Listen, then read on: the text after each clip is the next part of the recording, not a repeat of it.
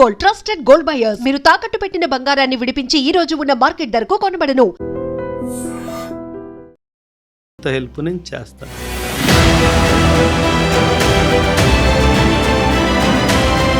ఎవరైనా సరే పిల్లలు వాళ్ళు ఇంటర్మీడియట్తో పాటు ఎన్డీఏకి కానీ ఇంటర్మీడియట్తో పాటు సివిల్స్కి ప్రిపేర్ అవ్వాలనుకున్నా, గ్రాడ్యుయేషన్ అయిపోయాక కూడా సివిల్స్ ప్రిపేర్ అవ్వాలనుకున్నా, ఎనీ యూనిఫామ్డ్ సర్వీస్, మీరు పోలీస్ రంగంలో అయి ఉండొచ్చు, మీరు డిఫెన్స్లో చేసి ఉండొచ్చు, మీరు సిఏపిఎఫ్, సిఆర్పిఎఫ్, సిఐఎస్ఎఫ్, బిఎస్ఎఫ్, మీ పిల్లల్ని నా దగ్గర పంపించండి.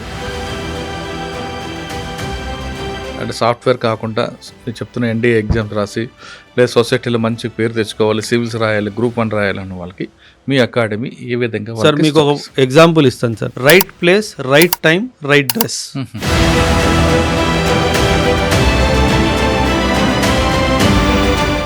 Welcome to I dream. Software ఉద్యోగాలు ట్రంప్ ప్రభావంతో పూర్తిగా కొలాప్స్ అవుతున్నాయి. ఆఫర్ లెటర్ వస్తా కానీ జాయినింగ్ ఆర్డర్స్ ఉండవు. ఇటువంటి సమయంలో సివిల్స్కి ప్రిపేర్ అవ్వాలా లేదు మరో ఉద్యోగానికి వెళ్ళాలా అనే అంశంపై మనతో మాట్లాడడానికి ఒబ్బరాయ్ గారు ఉన్నారు. ఆయన అడుగుదాం. సార్ నమస్తే అండి. నమస్తే సార్. క్యాంపస్ ఇంటర్వ్యూలు, ఆఫర్ లెటర్లు, జాయినింగ్ లెటర్ వస్తుందో తెలియదు. మరోవైపు అందరూ బీటెక్ చేసాం, అమెరికా వెళ్ళిపోవచ్చు అనుకుంటే అక్కడ ట్రంప్ కూడా వేరే వేరే కండిషన్లు పెట్టాడు. అక్కడ ఉన్న వాళ్ళే ఉద్యోగాలు వదులుకొని ఇక్కడికి వస్తున్నారు.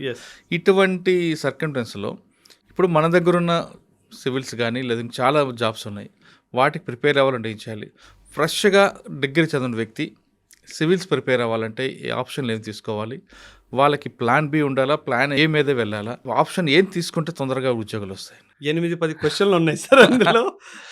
Start with the offer letter, campus placement. ఒకవేళ వాళ్ళు మీ అకాడమీలో జాయిన్ అయితే వాళ్ళకి ఏ విధంగా మీరు ట్రైనింగ్ ఇస్తారు? అన్నీ చెప్తాను సార్.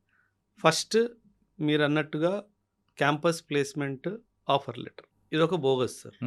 అందరూ చేస్తున్నారు అనట్లేదు, కానీ ఎక్కువ మంది ఇదే చేస్తున్నారు సార్. కాలేజ్ యొక్క బాధ్యత ఏంటి? మీకు ఆఫర్ లెటర్ తెప్పియడం. నేను తెప్పించాను. జాయినింగ్ లెటర్ ఏంటి దిక్కు సార్? 90+% ఉన్న పిల్లలకి జాయినింగ్స్ రావట్లేదు సార్. మీరు న్యూస్ కనుక చూస్తే గత నెల రోజుల్లోనే ఆల్మోస్ట్ 40,000 మందికి పైగా సాఫ్ట్వేర్లో ఉద్యోగాలు పోయాయి సార్. అవును. అండ్ కోర్ ఇంజనీరింగ్ సెక్టర్లో ఉద్యోగాలు కూడా లేవు పెద్దగా. అండ్ వీళ్ళు చదువుకుంటున్న చదువు కూడా పెద్ద గొప్ప చదువు ఏం లేదు. సో అన్ని వైపులా తప్పులు ఉన్నాయి సార్. సో ఈ యొక్క బ్యాక్గ్రౌండ్లో కాంపిటేటివ్ ఇండస్ట్రీ అన్నది ఒక మంచి ఆప్షన్ అయ్యే అవకాశం ఉంది సార్. అందుకే నేనేం సజెస్ట్ చేస్తానంటే సార్, పిల్లలకి మీరు బీటెక్ చేస్తున్నారు అనుకోండి, 3rd ఇయర్ లేదా 4th ఇయర్లోనే మీరు మీ కాంపిటేటివ్ ఎగ్జామ్స్ మీద ప్రిపరేషన్ స్టార్ట్ చేసేయాలి. ఒకవేళ చేయలేని పక్షంలో ఇమీడియట్గా మీరు అప్లై చేసుకున్నా సరే సాఫ్ట్వేర్ జాబ్కి, దాని ఒక్కదాన్ని నమ్ముకోకుండా ఏదో ఒక మంచి కాంపిటేటివ్ ఎగ్జామ్ కూడా ప్యారలల్గా ప్రిపరేషన్ స్టార్ట్ చేయాలి సార్. అంటే పోటీ పరీక్షలు అనేది ముందే ప్రిపేర్ అవుతుంటారు డిగ్రీ నుంచే సార్. నన్ను అడిగితే ఇంటర్మీడియట్ తర్వాతే అలా ఆలోచించడం స్టార్ట్ చేసేయాలి సార్. ఎందుకంటే సార్ గ్లోబల్ జియో పాలిటిక్స్ ఎంత ఘోరంగా షేప్ తీసుకుంటుందో మన అందరికీ తెలిసిన విషయం. ఈరోజు మిడిల్ ఈస్ట్ అంతా డిస్టర్బ్డ్ స్టేట్ ఆఫ్ అఫేర్స్లో ఉంది సార్. ఖచ్చితంగా అక్కడ పనిచేస్తున్న వాళ్ళ ఉద్యోగాలు అన్నీ పోతాయి కదా సార్.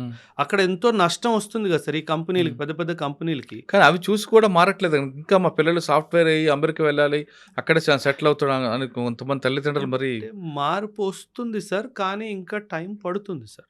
మార్పు వస్తుంది, బట్ అంత పర్సంటేజ్ ఆఫ్ మార్పు లేదు సార్. కాకపోతే ఇక్కడ యూపీఎస్సీ, సివిల్ సర్వీసెస్ లాంటి పరీక్షల మీద వాళ్ళకి అభిప్రాయం సాధారణంగా ఎలా ఉంటుందంటే, అది చాలా డిఫికల్ట్ ఎగ్జాము, మావాడు చేయలేడు అనుకుంటారు సార్. నా అనుభవంతో చెప్తున్నాను సార్. 14.5 సంవత్సరాల నుంచి ఇదే రంగంలో ఉన్నాను కాబట్టి, ఒక సాధారణమైన స్టూడెంట్ ఒక మంచి నిజాయితీతో ఒక 18 నెలలు కూర్చుంటే ఖచ్చితంగా ఈ ఎగ్జామ్ని క్రాక్ చేయాలి. కానీ సివిల్స్ అనగానే బాగా డబ్బులు ఇంట్లో పుట్టాలి, కాన్వెంట్లో చదువుకోవాలి అని కొంతమంది తల్లిదండ్రులు అనుకుంటారు. నా దగ్గరికి రండి, నాకు తగినంత హెల్ప్ నేను చేస్తాను సార్. ఇంకో విషయం సార్, నేను మిమ్మల్ని ఫాలో అవుతూ ఉంటాను సార్. మీరు ఎన్నో వీడియోస్ పోలీస్ వాళ్ళతో చేస్తారు సార్. ఆల్మోస్ట్ 690 పైగా మీరు వీడియోలు చేస్తారు సార్.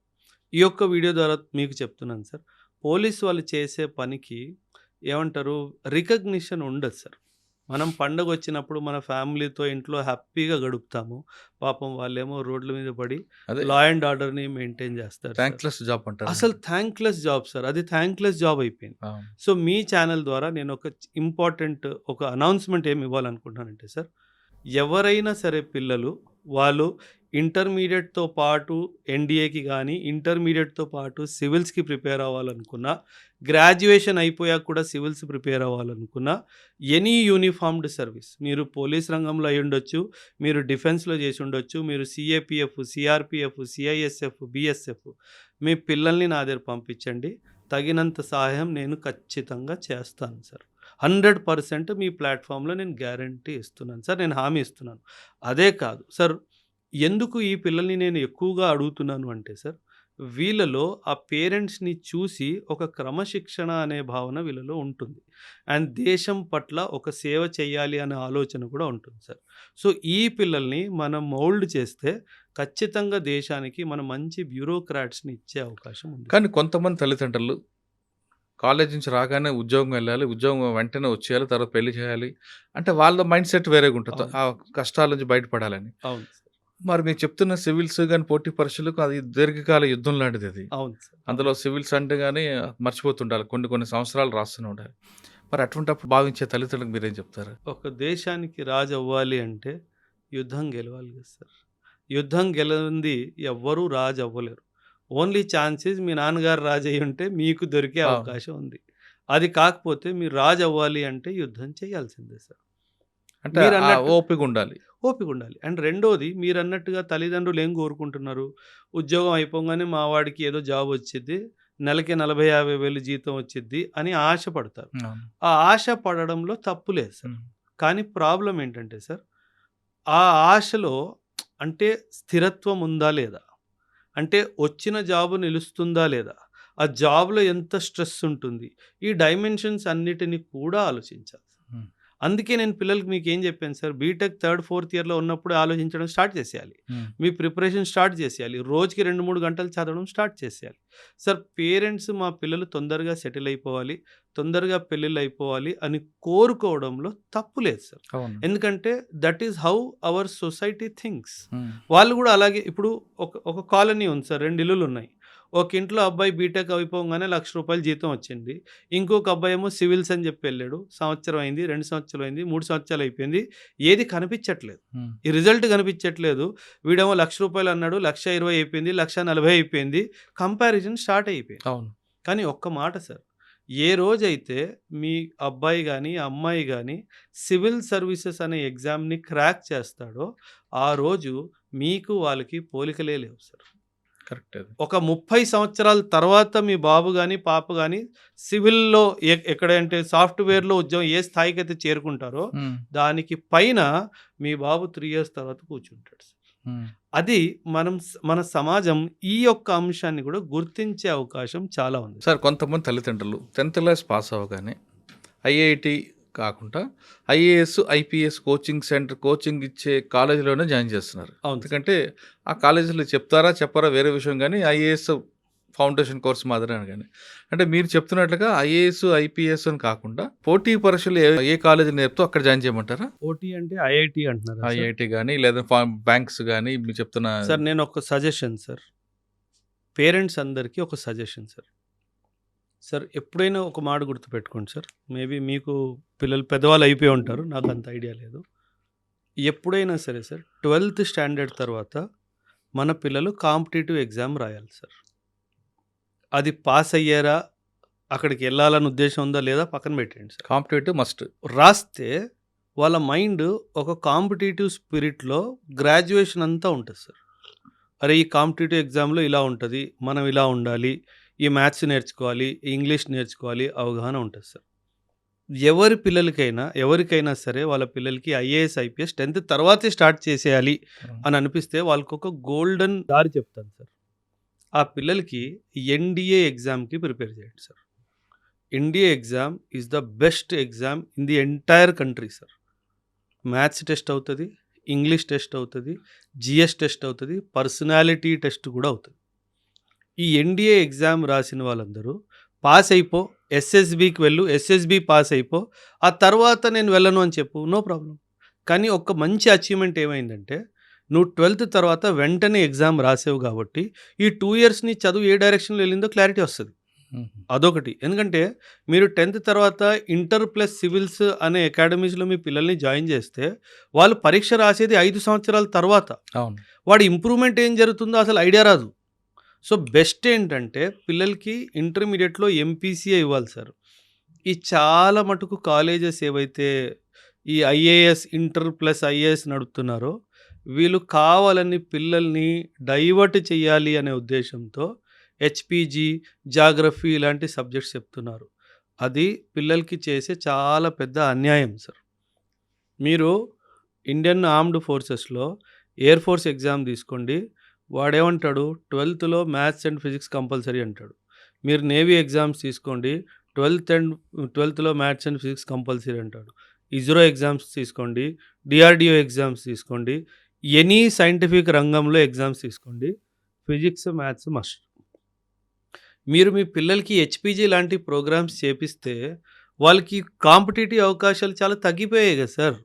మీరు సివిల్స్ ఒక్కటినే నమ్ముకుంటూ నడుస్తే ప్లాన్ బి సంగతి ఏంటి? అండ్ వీళ్ళు మ్యాథ్స్ 11థ్‌లో, 12థ్‌లో మ్యాథ్స్ వదిలేస్తే వీళ్ళు మళ్ళీ సివిల్స్‌లో కూడా మ్యాథ్స్ సీసాట్ రూపంలో ఉంది కదా సార్. అవును. వీళ్ళు భయపడరా మరి దానికి? హ్మ్. సో, ఖచ్చితంగా మీరు చెప్పినట్టు ఈ పిల్లల్ని ఎన్‌డీఏ లాంటి ప్రోగ్రామ్స్ ఇంటర్మీడియేట్‌తో పాటు ఉంటే మంచి హెల్త్ రోజు పరిగెట్టిస్తారు, మంచి క్రమశిక్షణ, మంచి చదువు. ఇంకేం కావాలి సార్? 2 ఇయర్స్. ఆ తర్వాత అదే మైండ్ సెట్‌తో 3 ఇయర్స్ గ్రాడ్యుయేషన్‌తో పాటు సివిల్ సర్వీసెస్‌కో, గ్రూప్స్‌కో తయారవుతే ఎందుకు కొట్టరు సార్ ర్యాంక్? 100% వస్తది. సో, కాకపోతే అదే అంశంలోకెళ్ళిపోయి హిస్టరీ, ఫిజిక్స్, జాగ్రఫీ ఇవే ఇంటర్మీడియేట్‌లో, ఇవే గ్రాడ్యుయేషన్‌లో చదివితే పిల్లలకి ఏమవుద్దంటే సార్ విసుగొచ్చేస్తది హ్మ్. ఈ సబ్జెక్ట్స్ మీద. అండ్ ఆ మ్యాథ్స్, ఇంగ్లీష్ లేకపోవడం వల్ల వాళ్ళ అనలిటికల్ ఎబిలిటీ కూడా బాగా దెబ్బతింటుంది. And English speaking techniques Rao. Sir ఒక అబ్జర్వేషన్ సార్. నా అబ్జర్వేషను 100% కరెక్ట్ చెప్తున్నాను సార్. మన 2 తెలుగు రాష్ట్రాల్లో గత 15 సంవత్సరాలు 12-15 సంవత్సరాల లోపు ఎవరైతే ఇంటిగ్రేటెడ్ చదువుకున్నారో సార్ వాళ్ళ కాన్ఫిడెన్స్ భూమి కిందకి వెళ్ళిపోయింది సార్. అవునా? ఇది వాస్తవం సార్. ఇది నేను చెప్పిన మాట కాదు సార్. పిల్లలు చెప్పిన మాట. ఇంటర్మీడియేట్‌తో పాటు ఇది ఏమంటారు ఇంటిగ్రేటెడ్ చెయ్యాలి అనుకున్న వాళ్ళు ఇంటర్మీడియేట్ అయిపోగానే మన హైదరాబాదు, మన 2 తెలుగు రాష్ట్రాలని మీద నమ్మకం కోల్పోయి నార్త్‌కి వెళ్ళిపోయారు సార్. హుహు. అంటే వీళ్ళు ఆ బిజినెస్ పర్స్పెక్టివ్‌తో వాళ్ళలో ఉన్న కాన్ఫిడెన్స్‌ని చంపేశారు. హ్మ్. సో, దానివల్ల చాలా పిల్లలకి నష్టం జరిగింది సార్. సో, నా సజెషన్ ఏంటంటే integrated civils, integrated inter with NDA, integrated with civils కన్నా ఇంటర్మీడియేట్ హ్మ్. ఎన్‌డీఏ చేస్తే చాలా బాగుంటుంది సార్. ఓకే. ఆ తర్వాత డిగ్రీలో సివిల్స్ వైపు వచ్చేయండి అని చెప్తాను. సరే. ఇందాక మనం మాట్లాడుకున్నట్లుగా ఆఫర్ లెటర్‌లే ఉంటాయి. జాయినింగ్ లెటర్‌లు ఉండవు. ఆ కాన్సెప్ట్ నుంచి బయటకొచ్చి మన పిల్లలందరూ మంచిగా చదువుకోవాలనుకుంటే వాళ్ళకి మీరిచ్చే సజెషన్ ఏంటి? ఒకవేళ గ్రూప్స్ రాయాలనుకున్నా, సివిల్స్ రాయాలనుకుంటే వాళ్ళకి ఆప్షన్‌లు ఏం తీసుకోవాలి? అటువంటి ఆలోచనలు ఉన్న వాళ్ళకి మీ అకాడమీ ఏ విధంగా వాళ్ళు సహకరిస్తారు? సార్ ఇప్పుడు ఫౌండేషన్ బ్యాచెస్ నడుస్తాయి sir. GS general studies prelims come mains foundation batches నడుస్తాయి సార్. 11-12 నెలలు టైం పడుతుంది. హుహు. నేను ఈ పిల్లలకి ఏమంటానంటే ఒక 12 మంత్స్ అన్నీ మర్చిపోయి కూర్చొని ఆ సిలబస్‌ని కాంప్రిహెండ్ చేస్తూ, సిలబస్ అంతటిని కాంప్రిహెండ్ చేస్తూ ఆ కంటెంట్ మీద మీరు పట్టు తెచ్చుకోండి 12 మంత్స్. హ్మ్. ఆ తర్వాత మీరు ప్లాన్ బి మీద ఆలోచించడం స్టార్ట్ చేయండి. హ్మ్. కానీ ఈ 12 మంత్స్ మాత్రం అన్నీ మర్చిపోయి దీని మీద ప్రిపరేషన్ మీద ధ్యాస పెట్టి అప్రోచ్ అవ్వండి. హ్మ్. ఆ 12 మంత్స్ అయిపోయిన తర్వాత మీరు బీటెక్ మెకానికల్ చేశారనుకోండి, మెకానికల్ సంబంధించి నేను ఏదైనా స్కిల్ సంపాదించి వెంటనే ఏదైనా జాబ్ తెచ్చుకోగలనా? నెలకు ఒక 30,000, 40,000 వచ్చే జాబ్ తెచ్చుకోగలనా? యెస్ తెచ్చుకున్నాను. ఒక 8 గంటలు జాబ్ చేస్తాను. రోజు 3 గంటలు ప్రిపేర్ అవుతాను. సంవత్సరం తర్వాత ఎగ్జామ్ రాస్తాను. ఒక సంవత్సరం ప్రిపరేషన్ అయిపోయింది బీటెక్ తర్వాత. ఒక సంవత్సరం జాబ్ చేశాను, డబ్బులు సంపాదించాను, బాధ్యతగా ఇంటికి డబ్బులు పంపించాను, యూపీఎస్సీ కూడా ప్రిపేర్ అయ్యాను. ఒక సంవత్సరం తర్వాత ఎగ్జామ్ రాశాను. హ్మ్. ఎక్సలెంట్ దారి కదా సార్. సో, ఇలా మనం మంచిగా ప్లాన్ చేసుకుంటే ఒకవైపు సివిల్స్ మీద మనకి ఇంట్రెస్ట్ పోదు, ఆ డ్రీమ్ అలా ఉంటుంది. రెండో వైపు మీకు అర్నింగ్ కెపాసిటీ వస్తుంది ప్లాన్ బి కాబట్టి ఉంటది కాబట్టి. ప్లాన్ బి ఏంటి సార్? చేతిలో ఉంది ఉద్యోగం. కానీ ప్లాన్ బి ఉంటే ప్లాన్ ఏ మీద ప్లాన్ బి ఉంది కదా అని రిలాక్స్ మోడ్‌లో వస్తది. ప్లాన్ ఏ అనేది ఫెయిల్ ఇంట్రెస్ట్ పోతుంటదని అది కొంతమంది ఇంకా అంటారు. పర్సనాలిటీలో దోషం సార్ ఖచ్చితంగా. హుహు. అది జరిగితే మాత్రం పర్సనాలిటీలో దోషం ఉన్నట్టే లెక్క. హ్మ్. మీరు ప్లాన్ బి చేతిలో ఉంది అని చెప్పి ప్లాన్ ఏని మర్చిపోతే దెన్ మీరు మీ గమ్యాన్నే మర్చిపోయారు కదా సార్. హ్మ్. అది ఉండకూడదు. సార్ ఎందుకంటే సార్ ఎప్పుడైనా సరే మనం పైకి వెళ్ళాలి అంటే మెట్టు ఒకటి ఎక్కుతాం కదా సార్. అవును. మనం పైకి వెళ్ళాలి అన్న ఉద్దేశంతో ఒక మెట్టు మీదే కూర్చుని పోయి ఉంటే మరి ఇంక పైకి వెళ్ళం కదా సార్. అవును. సో ఆ పైకి వెళ్ళాలి అంటే ఒక మెట్టు అలా వెళ్ళాలి సార్. మీరు ఆగిపోతే ఇంక పైకి వెళ్ళడం ఆగిపోతారు సార్. అటువంటి ఆలోచన వాళ్ళకి అంటే సాఫ్ట్వేర్ కాకుండా మీరు చెప్తున్న ఎన్డీఏ ఎగ్జామ్స్ రాసి లేదా సొసైటీలో మంచి పేరు తెచ్చుకోవాలి, సివిల్స్ రాయాలి, గ్రూప్ 1 రాయాలన్న వాళ్ళకి మీ అకాడమీ ఏ విధంగా సార్ వాళ్ళకి మీకు ఒక steps? ఎగ్జాంపుల్ ఇస్తాను సార్. మా అకాడమీ ఏం చేస్తుందని అడిగారు కదా సార్.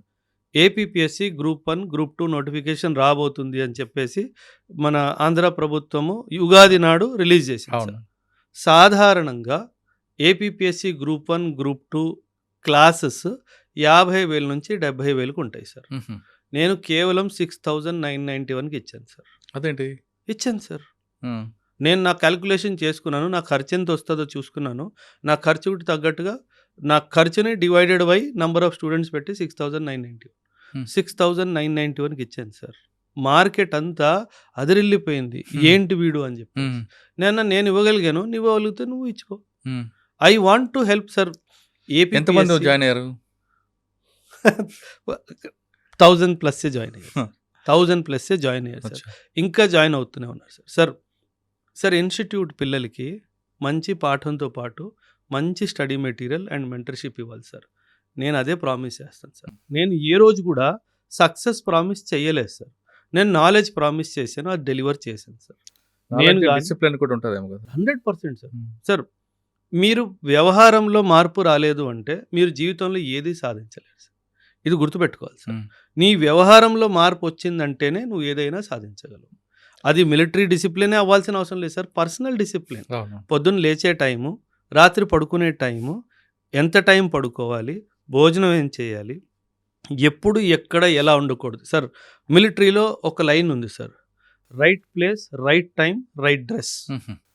సరైన సమయంలో సరైన దుస్తులు వేసుకొని మీరు ఏమంటారు, సరైన ప్లేస్లో సరైన దుస్తులు వేసుకొని సరైన టైంకి వెళ్తే మీ వైపు ఎవరైనా వేలెత్తి చూపించగలరా? చూపి. Answer is no. Hmm. So you have to maintain that discipline with you. ఇప్పుడు మీరు సార్ 3 o'clockకి స్టార్ట్ చేద్దాం అన్నారు. మ్మ్. నేను కింద వచ్చినప్పుడు 2:53 టైం అయింది. మ్మ్. నేను 7 నిమిషాలు ముందు వచ్చాను. నేను వచ్చినప్పుడు మీరు రెడీగా నా కోసం వెయిట్ చేశారు. అంటే మీరు కూడా ఒక డిసిప్లిన్డ్ పర్సన్. అంతే కదా. సో సందర్భాలు ఉన్నాయి. నేను వెళ్ళాక 2 గంటల తర్వాత షూట్ స్టార్ట్ అయిన సందర్భాలు కూడా ఉన్నాయి. మ్మ్. నేను చేతులు ఎత్తేసి ఇంకోసారి రాను మీ దగ్గర అని చెప్పేసాను. ఎందుకంటే నీకు టైం సెన్స్ లేకపోతే నాకు లేదని కాదు కదా సార్. అవును. So that is where it defines a person sir. మీరు ఎంతో మంది బ్యూరోక్రాట్స్కి ఇంటర్వ్యూలు చేశారు సార్. మీరు వాళ్ళ పర్సనాలిటీ చూశారు కదా సార్. అవును. ఆ పర్సనాలిటీ లేనిది మీకు సక్సెస్ ఎలా వస్తుంది సార్? కరెక్ట్. పర్సనాలిటీ టెస్ట్ ఉంది యూపీఎస్సీలోనే. మ్మ్. 275 మార్కులు. మ్మ్. 275 మార్కులు మీ పర్సనాలిటీ చూస్తున్నాడు. నీకు పుస్తకం నాలెడ్జ్ బాగానే ఉంది, పర్సనాలిటీ లేకపోతే మార్కులు ఇవ్వడు. అవును. మరి నువ్వు ఐఏఎస్ ఆఫీసర్ ఎలా అవుతావు? కా- సో పర్సనాలిటీ కూడా ఇస్తాను, మ్మ్. చదువు ఇస్తాను, మంచి స్టడీ మెటీరియల్ ఇస్తాను, మంచి మెంటర్షిప్ ఇస్తాను, మంచి సపోర్ట్ ఇస్తాను. ఓకే. గ్రూప్ 1 గురించి చెప్పారు. ఇంకా సివిల్స్ గురించి? సివిల్ సార్ ఫౌండేషన్ బ్యాచ్ 12 నెలలు sir. Hmm. 11 to 12 months. GS కంప్లీట్గా 1000 నుంచి 12 గంటల క్లాసెస్ ఒక 11.5 monthsలో కంప్లీట్ చేస్తాను. Okay. Optional subjects PSIR, anthropology, Geography, history, sociology, ఎన్నో ఆప్షనల్ సబ్జెక్ట్స్ కూడా కంప్లీట్ స్టడీ. అంటే మీరు చెప్పిన ఆప్షన్లో తెలుగు కూడా ఉందా? అంటే సార్ చెప్పడంలో తెలుగు చెప్తాము. మ్మ్. తెలుగు లిటరేచర్ అంటున్నారా ఆ. సార్? తెలుగు లిటరేచర్ ఆప్షన్ కూడా ఉంటుంది sir. Hmm.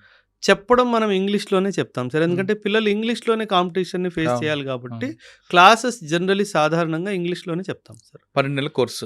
12 months of course. Okay. ఇందులో ప్రిలిమ్స్ వరకు చూస్తారు. అందులో సెలెక్ట్ అయ్యారు అనుకుంటే తర్వాత మెయిన్స్కి. సార్ నేను గత 4 సంవత్సరాల నుంచి ప్రిలిమ్స్ పాస్ అయిన పిల్లలకి ఒక్క చిల్లి గవ్వ రూపాయి తీసుకోకుండా పూర్తిగా మెయిన్స్ ప్రిపరేషన్ చేయించాను. దీక్షా ప్రోగ్రామ్ అనే పేరుతో. ఇప్పుడు మళ్ళీ స్టార్ట్ చేస్తాను సార్. May 24th ప్రిలిమ్స్ అయిపోతుంది కదా. మే లాస్ట్ వీక్ కానీ June 1st week కానీ దీక్షా ప్రోగ్రామ్ స్టార్ట్ అవుతుంది. రూపాయి కట్టన అవసరం లేదు సార్ ఎవ్వరు. ఓకే. ప్రిలిమ్స్ తర్వాత దీక్షా ప్రోగ్రామ్ సక్సెస్ అయిన వాళ్ళకి మాక్ ఇంటర్వ్యూ ఇంటర్వ్యూస్ ఉంటాయి. కంప్లీట్ దానికి కూడా మీరు చార్జ్ చేస్తారా? లేదు sir. Mock interview free of cost. ఇంటర్వ్యూకి సంబంధించిన క్లాసెస్ కూడా ఫ్రీ ఆఫ్ కాస్ట్. ఆ స్కిల్స్ డెవలప్మెంట్ కానీ అవన్నీ నేర్పుతుంటారు అందులో? సార్ అంటే చాలామంది పిల్లలు నా దగ్గర ఫౌండేషన్కి రాకుండా మెయిన్స్కి అండ్ ఇంటర్వ్యూకి వస్తారు. వాళ్ళతో నాకు గడపడానికి టైం తక్కువ దొరుకుతుంది.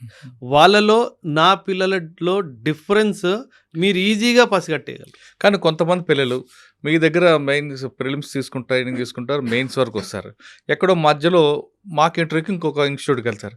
వాళ్ళ సక్సెస్ అయితే ఆ స్టూడెంట్ మావాడే అని వాళ్ళు క్లెయిమ్ చేస్తుంటారు. సార్ ఇది ఇప్పుడు ఎలా అవుతుందంటే సార్, ఫర్ ఎగ్జాంపుల్ ఒక అమ్మాయో అబ్బాయి ఉన్నాడు సార్, నా దగ్గర ఫౌండేషన్ తీసుకున్నాడు సార్. మీరు యూపీఎస్సీ రంగంలో ఒక టీచర్ సార్, మీరు జాగ్రఫీ చెప్తారు, మీరు బాగా చెప్తారు అని మార్కెట్లో పేరుంది.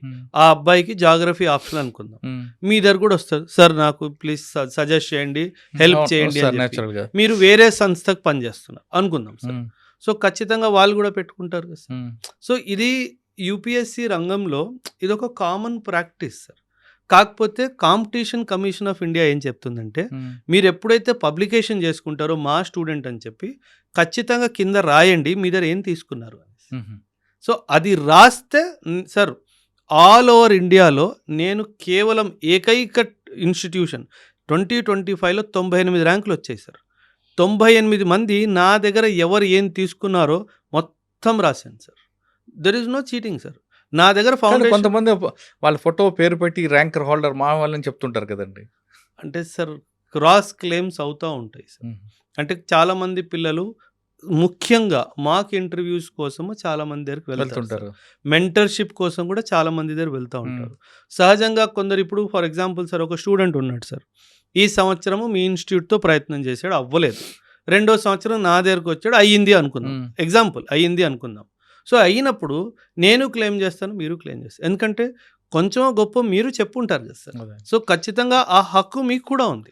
కాకపోతే ఒకటే సజెషన్ ఏంటంటే, మెన్షన్ క్లియర్లీ నువ్వేమి ఇచ్చావు, అది న్యాయంగా నువ్వు ఇంటర్వ్యూ సపోర్ట్ ఇచ్చావా, మెయిన్స్ టెస్ట్ సిరీస్ సపోర్ట్ ఇచ్చావా, మొత్తం ఫౌండేషన్ ఇచ్చావా, ఇదంతా చెప్పండి. కానీ అఫీషియల్గా చూసుకుంటే మాత్రం కనుక సార్, మనం ఎప్పుడైనా స్టేట్ గవర్నమెంట్లో ఏదైనా ప్రాజెక్ట్స్ వచ్చినప్పుడు వాళ్ళు ఓన్లీ ఫౌండేషన్ స్టూడెంట్స్ మాత్రమే లెక్కలో తీసుకుంటారు. నీ దగ్గర ఫౌండేషన్ తీసుకున్న వాళ్ళనే వాళ్ళు మీ స్టూడెంట్ లాగా భావిస్తారు. కానీ మీ దగ్గర జాయిన్ అయిన వాళ్ళకి cell phone not allowed, YouTube చూడదు అంటారు కదా. అంటే నాకు అలవాటు ఉంది సార్. నేను ఏమంటానంటే సార్ ఇది మంచిది కాదు సార్. ఇది అంటే మన శరీరానికి కూడా మంచిది కాదు సార్. చాలా రేడియేషన్ సార్, పాజిటివ్ అయాన్స్ బాగా రిలీజ్ అవుతాయి సార్. పిల్లలు ఒకవేళ సోషల్ మీడియాలో ఎక్కువ టైం స్పెండ్ చేస్తే, ఇప్పుడు ఈ ట్యూబ్ లైట్ ఉంది సార్, మనం లైట్లో కూర్చున్నాం, ఎన్నో వేల లక్షల పాజిటివ్ అయాన్స్ మన బాడీ మీద బంబార్డ్ అవుతుంది. సో మన బాడీ చాలా స్ట్రెస్లో ఉంది, మనకు అనిపించట్లేదు. కానీ ఏమంటారు, క్వాంటమ్ ఫిజిక్స్ ఏమంటుందంటే, మీ body is expose to lot of radiation. ఈ కెమెరా వల్ల కానీ, ఈ మైక్ వల్ల కానీ, ఇదంతా రేడియేషన్ ఎఫెక్ట్ కదా సార్. మీరు ఎక్కువసేపు ఫోన్లో ఉంటే మీ బ్రెయిన్ స్ట్రెస్ అవుతుంది. అంటే సార్ యూపీఎస్సీ ప్రిపరేషన్ ఎలా అంటే sir, it is not information transfer sir. ఆ ఇన్ఫర్మేషన్ని నువ్వు ప్రాసెస్ చేయాలి.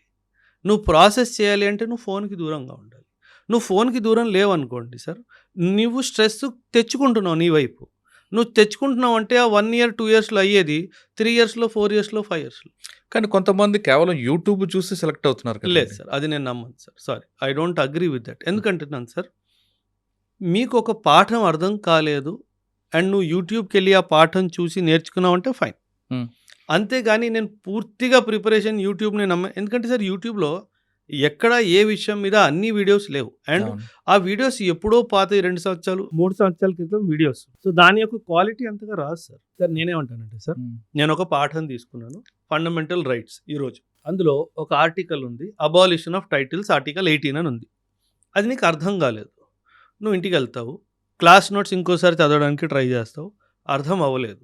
టెక్స్ట్ బుక్ తీస్తావు, అర్థం అవ్వలేదు. గూగుల్ నెలలు అడుగుతావు, అర్థం అవ్వలేదు. లాస్ట్ రిజార్ట్ యూట్యూబ్కి వెళ్తావు.